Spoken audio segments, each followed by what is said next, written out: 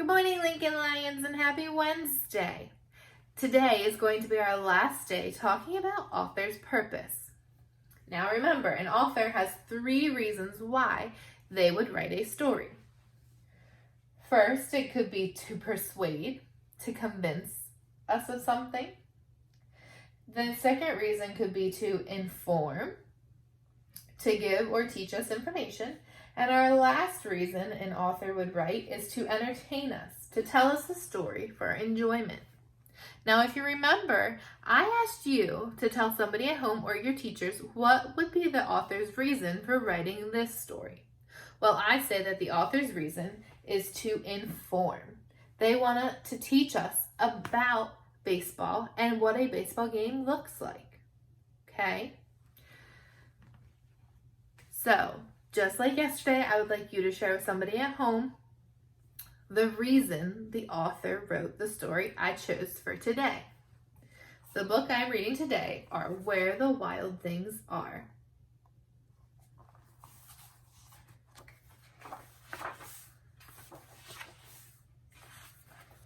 Where the Wild Things Are.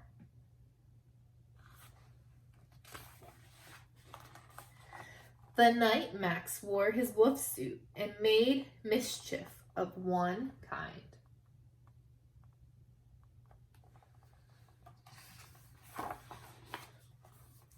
And another.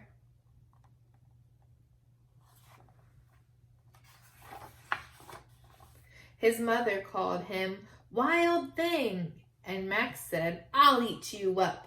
So he was sent to bed without eating anything. How does he look in this picture? How is he feeling? I'd say he's probably feeling pretty angry.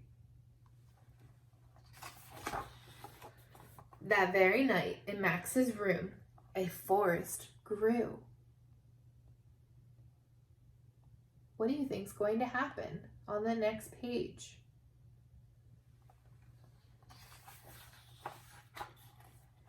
And grew.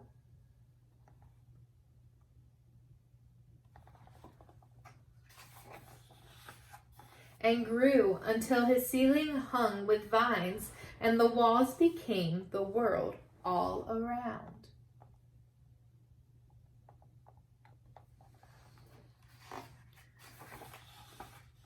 An ocean tumbled by with a private boat for Max, and he sailed off through night and day. How does Max look on the boat? What is he feeling? I'd say he looks like he's feeling happy.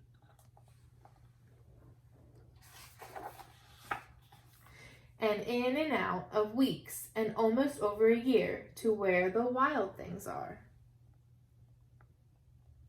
How is he feeling on this page? He looks a little scared.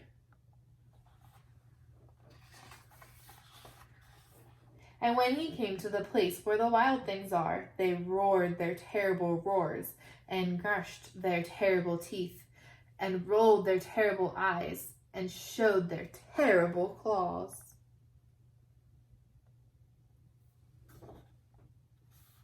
How does he look on this page? How do you think he's feeling?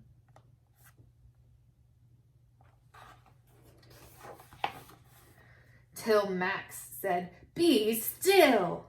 and tamed them with a magic trick of staring into all their yellow eyes without blinking once, and they were frightened and called him the most wild thing of all.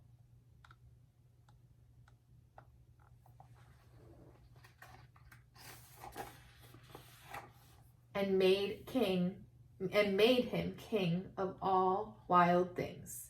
And now, Max cried, "Let the wild rumpus start."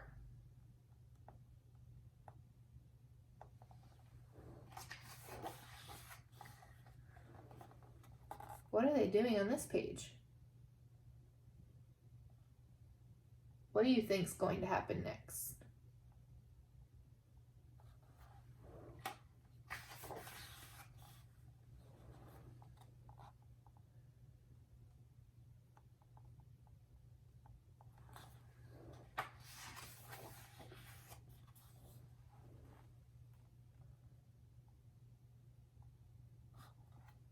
you think Max is feeling?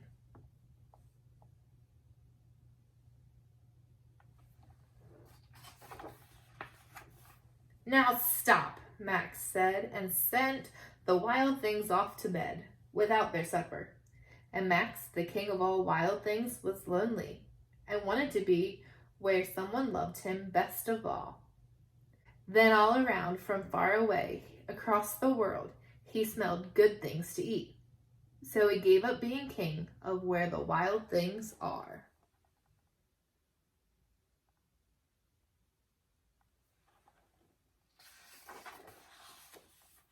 But the wild things cried, "Oh, please don't go. We'll eat you up. We love you so." And Max said, "No."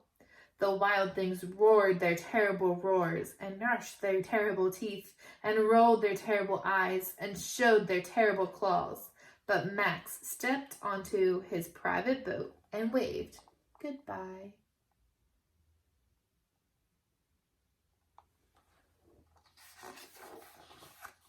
And sailed back over a year and in and out of weeks and through a day.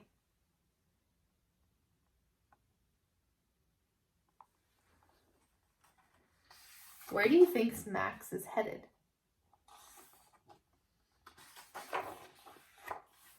And into the night of his very own room, where he found his supper waiting for him.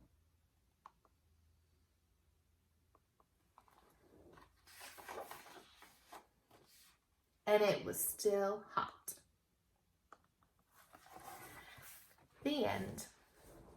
So go ahead and share with somebody at home. Was the reason, or was the author's purpose, to persuade us, to inform us, or to entertain us? You'll have to come back tomorrow to find out my answer. Have a wonderful evening, boys and girls. Bye.